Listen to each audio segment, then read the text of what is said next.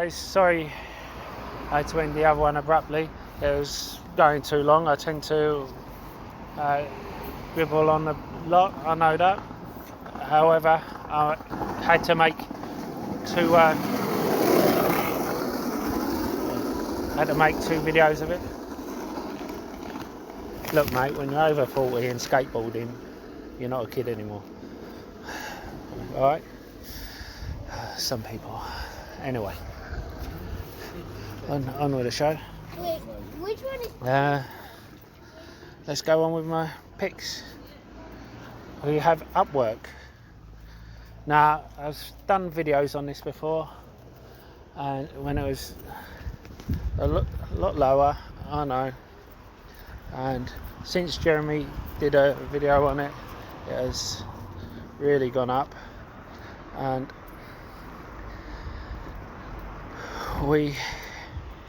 I didn't get in at $5, unfortunately, but I started at $8, and that's when I done my video. The freelance gig is another $1 trillion industry, and basically with agency staff and all that, even my work realised the potential, and they're usually a bit slow in acting on these things, and they took a 50% stake in their agency that provides them. Now, there's two companies, Fiverr and Upwork. I originally did a video on Fiverr, then that shot up, and then I did on Upwork. Now, it's going to be between them two, who wins. But as I say, there's nothing wrong in having the first and second. And the thing is, with Fiverr now, it's gotten so big that you get a lot of, can I put it, con artists on there. So offering to do a service online, provide a service online that they don't follow through with.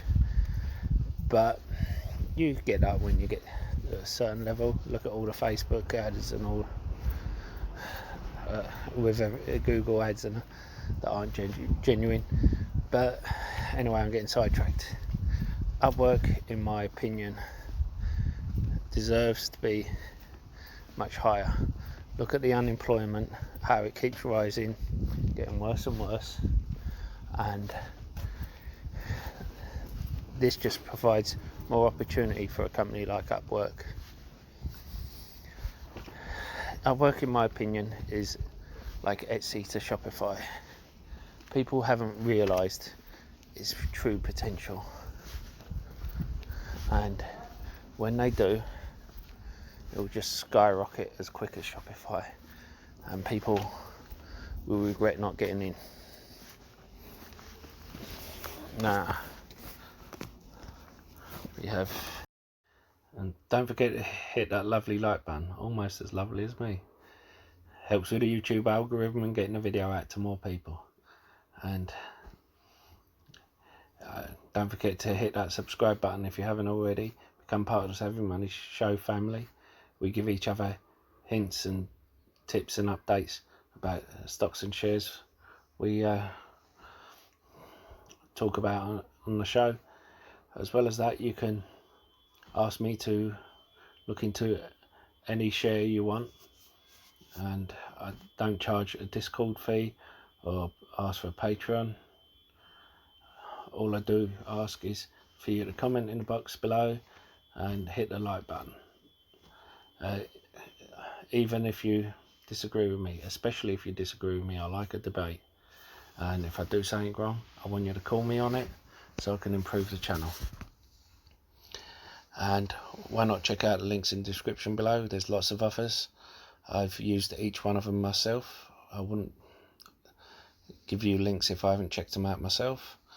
If you're looking for a free trading platform which should trade your stocks and shares, you can get a free share worth up to £200 for signing up and depositing a small amount. A free trade only requires a £1 deposit. The others require £100 or dollars, depending on which one you go for. Stake has over 3,500 US stocks on their books, which is the biggest one outside of the US. Whereas Trading 212 is one of the best and easiest platforms to use. But as I said, I use all three. Anyway, on with the show. Cruisy doozy. I got in at 65. Well, I originally got in at 60. It went up. I got in at 65. And then it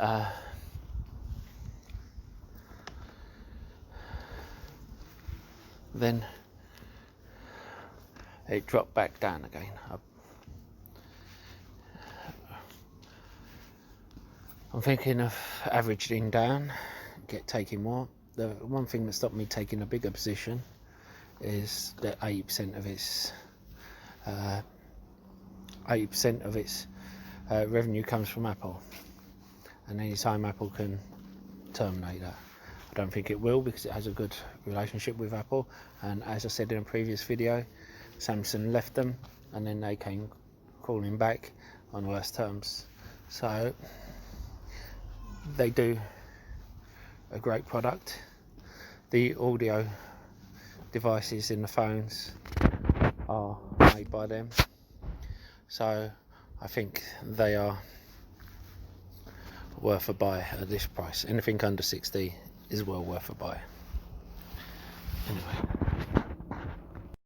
the next one is Berkshire Hathaway, the B stock. Of course, I can't afford the A stock, and basically I said when these shares were 166 they were a buy. Oh, sorry about this, I've got connection problems. I think they're still a buy. To tell the truth, FB, Google and Berkshire Hathaway are my three favourite ones for the future. Considering what's going on now, and they've come down in price, it's the kind of company that would be best suited. You know, 137 million. What more do you want to be able to spend on these companies? I just wish he'd go into more tech companies, but this is the reason why he doesn't, because they have such high fluctuations. That's the thing. It's like depending on. Anyway. The next one is Microsoft. I said after the recent run up that around 200, 215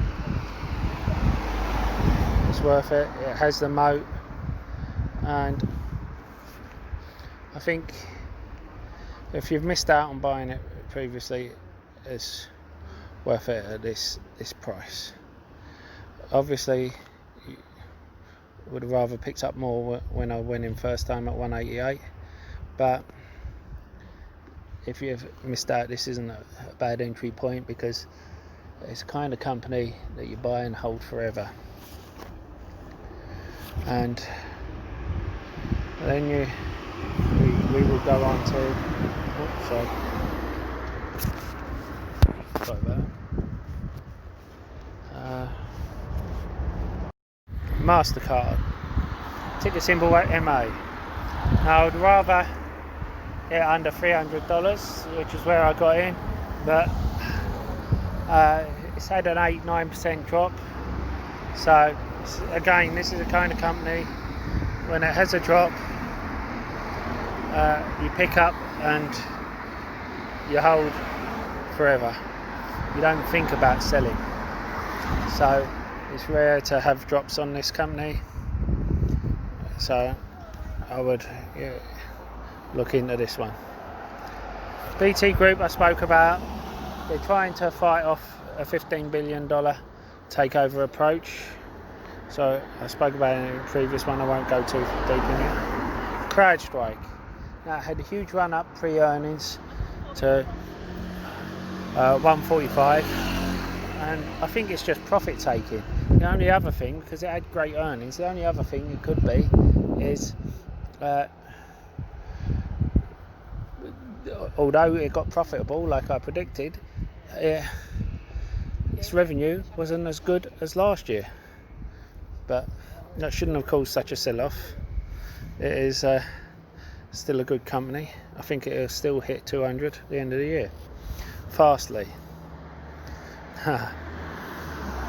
I definitely think this is one. I've already added it during this dip. I'm looking to add more. Diageo. This is one I'm looking to pick up on Monday. I added some on Friday. Why would I add it? Well, it's still down from its highs, and look, it's a 3.23% dividend, and everyone's saying about the money it's spent on 2 gin distilleries, but you've got to look at the reason why. It bought those distilleries because it couldn't keep up with demand, and when you think how many companies, subsidiaries it holds, like Guinness, Smirnoff, and it couldn't keep up with delivery. Now look at that income. Now you look at the balance sheet, it has a great balance sheet. Now you have liabilities 24.8 billion, assets 33.3 billion. You know, so it's not the best, but it's a very good balance sheet considering the time we're in.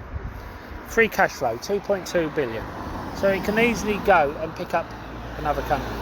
I've said all along throughout this period, I don't know why they don't go pick up Fizz or National Beverage Company, and then they do mix. They already do mixers, but they do like